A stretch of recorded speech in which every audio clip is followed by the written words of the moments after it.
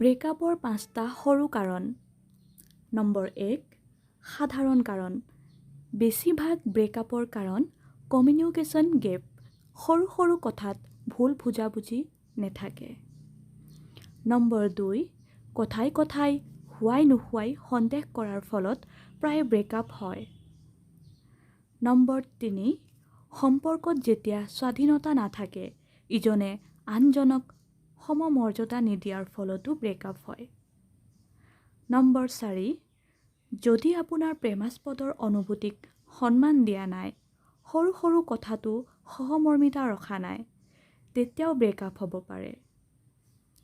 Number 5, প্ৰেমাস্পদক সময় দিয়া নাই, হোৱাই নোহোৱাই কেৱল বিজি দেখুৱাই খং কৰি থাকে আৰু অতি বেছি সৰু ল'ৰা-ছোৱালীৰ দৰে অধিকাৰ সাব্যস্ত কৰিলেও বা দেখুৱালেও ব্ৰেকআপ হ'ব পাৰে।